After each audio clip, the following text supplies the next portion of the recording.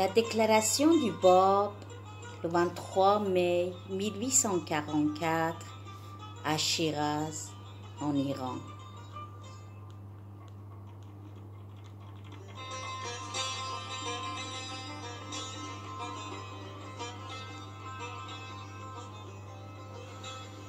Avant que le Bab ne déclare sa mission, plusieurs personnes à travers le monde savaient au fond de leur cœur que le promis allait bientôt apparaître. Une de ces personnes saintes était Sid Kazim, qui vivait dans la ville de Karbila, en Irak. Sid Kazim avait beaucoup d'étudiants et il dévoua sa vie à les préparer pour la venue si longuement attendue du Caïm. Il leur répéta qu'après sa mort, ils devraient quitter leur foyer et avec des cœurs libres de tout désir terrestre, se disperser à la recherche du promis bien-aimé. Après le décès de Sid Kazim, l'un de ses étudiants les plus distingués, Mullah Hossein, alla à la mosquée et passa 40 jours dans la prière et la méditation, durant lesquels il ouvrit entièrement son cœur à l'inspiration de Dieu. Ayant terminé ces 40 jours, il quitta l'Irak avec 2 compagnons et se mit à la recherche du promis. Il se rendit d'abord à Bouchir, mais il n'y resta pas longtemps, car quelque chose semblait l'attirer irrésistiblement vers le nord.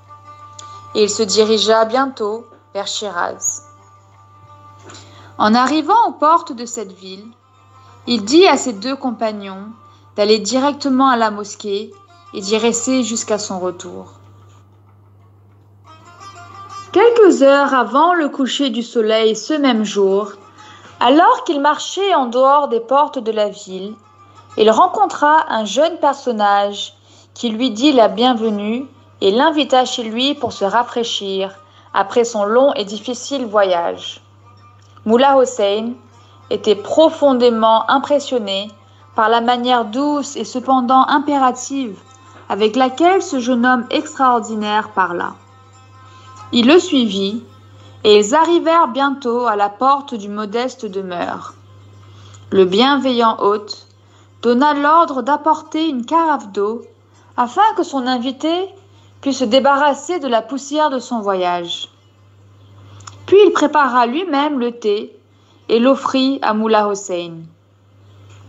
Après ces actes d'hospitalité, il commença à parler avec son invité. Les détails de cette conversation historique ont été racontés par la suite par Mullah Hossein.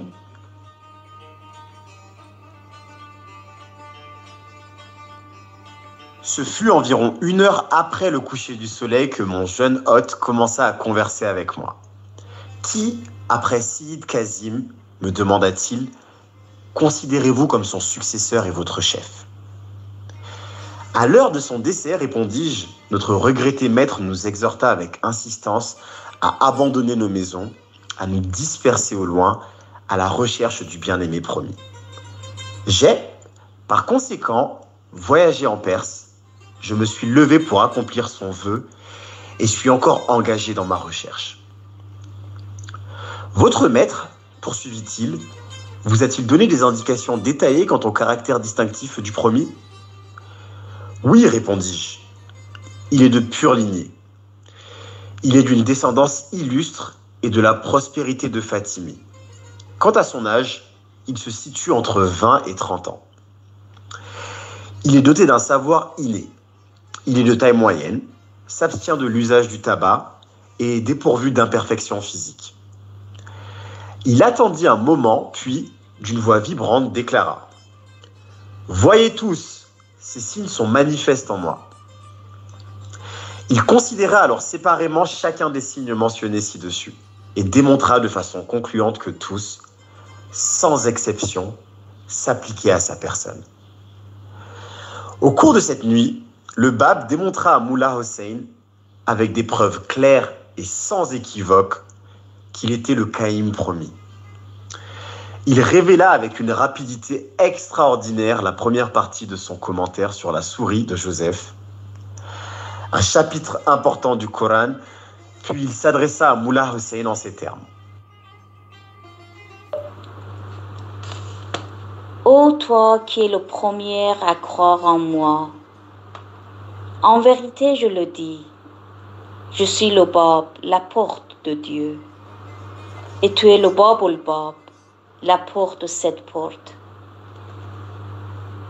18 âmes doivent d'abord, spontanément et de leur plein gré, m'accepter et reconnaître la vérité de ma révélation, sans avoir été avertie ni invitée. Chacune de ces âmes devra indépendamment chercher à me trouver. Et lorsque leur nombre sera complet, l'une d'elles devra être choisie pour m'accompagner dans mon pèlerinage à la Mecque et à Médine. Là, je délivrerai le message de Dieu au shérif de la Mecque. Je retournerai ensuite à Koufé où, de nouveau, dans la mosquée de cette cité sainte, je manifesterai sa cause. Il vous incombe de ne pas divulguer ni à vos compagnons, ni à toute autre personne ce que vous avez vu et entendu.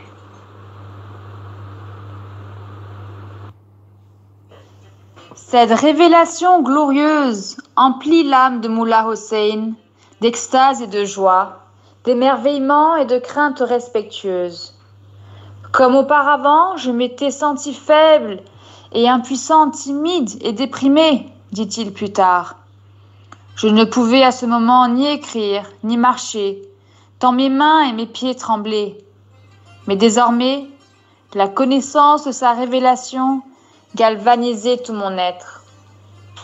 Je sentais en moi un courage et une puissance telle que même si le monde entier, tous ses peuples et ses potentats, devaient se liguer contre moi, je résisterais, seul et intrépide, à leur assaut. L'univers ne semblait qu'une poignée de poussière dans ma main. Il me semblait être la voix de Gabriel, personnifiée, appelant toute l'humanité en ces termes. Réveille-toi, regarde, la lumière de l'aube a pointé. Lève-toi, car sa cause est manifestée. La porte de sa grâce est grande ouverte. Entrez-y, ô peuple du monde, car celui qui est votre promis est venu. La déclaration du Bab eut lieu la veille du 23 mai 1844. Il avait alors 25 ans.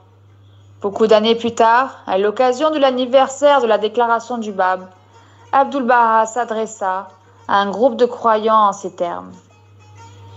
Ce jour est le 23 mai, l'anniversaire du message de la déclaration du Bab. C'est un jour béni et l'aube de la manifestation, car l'apparition du Bab était les premières lueurs du vrai matin. C'est un jour béni, le commencement des faveurs divines, le début du rayonnement divin.